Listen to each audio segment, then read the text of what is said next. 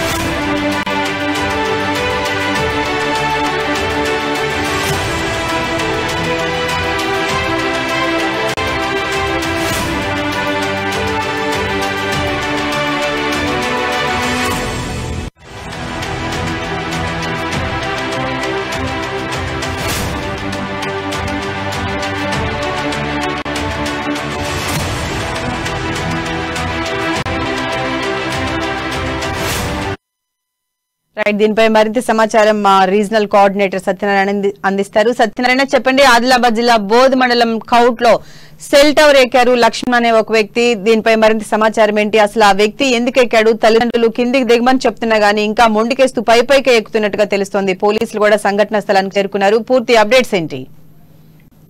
శిరీష, అయితే ఈ ఆదిలాబాద్ జిల్లా బోధ్ మండలం కౌట గ్రామంలో అయితే ఈ సంఘటన అక్కడ స్థానికంగా కూడా టెన్షన్ రేపుతోంది, కలకలం సృష్టిస్తోంది. అయితే ఇతను మారంపల్లి లక్ష్మణ్ అంటే ఆ కౌట గ్రామవాసి.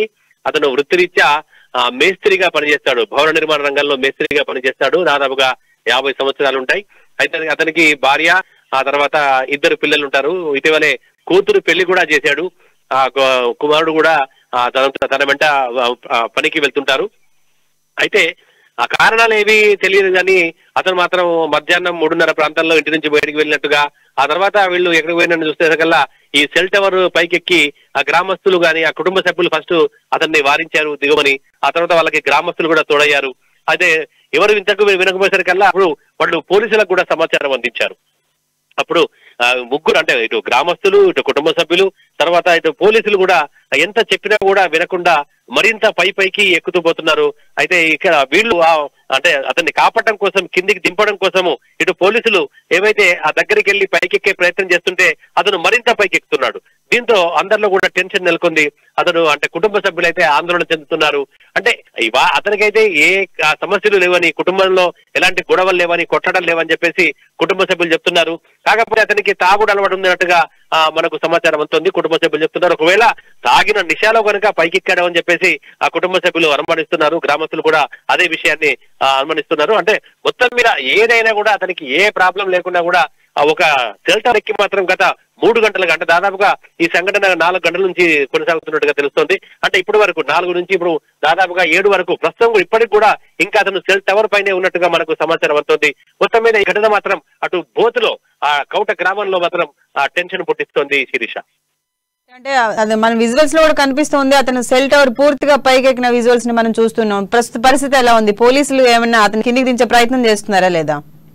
పోలీసులతో పాటు గ్రామస్తులు, కుటుంబ సభ్యులందరూ కూడా అంటే మొత్తం దాదాపుగా ఆ సెల్ టవర్ చుట్టూరా ఒక 100-200 మంది వరకు అక్కడ అతన్ని కాపాడే అంటే కిందికి దించి ప్రయత్నం చేస్తున్నారు. కానీ అక్కడ పైకి పూర్తిగా పోయినాడు కాబట్టి ఇక్కడ వాళ్ళ మాటలు అతనికి వినబట్టలేదు. అతను ఏం చెప్తున్నాడో వీళ్ళకు వినబట్టలేదు. మొత్తం మీద అతని దించే ప్రయత్నంలో వీళ్ళు మాత్రం ఆ సెల్ టవర్ ఎక్కుతా ఉంటే అతను మరింత పైకెక్కిపోతున్నాడు కాబట్టి వీళ్ళు ఆ ప్రయత్నాన్ని విరమించుకుంటున్నారు. ఎందుకంటే అతను ఒకవేళ ఇంకా పైకి వచ్చేస్తే కనుక పైనుంచి ఎక్కడి నుంచి కింద పడతాడన్నట్టు ఒక భయంతో వీళ్ళు మధ్యలో నాపారు. కాబట్టి మొత్తం మీద ఇటు గ్రామస్తులు, కుటుంబ సభ్యులు, పోలీసులు అందరూ కూడా అక్కడనే ఉండి అతన్ని కిందికి దింపే ప్రయత్నం మాత్రం చేస్తున్నారు Shirisha. Right, thank you Satyanarayana.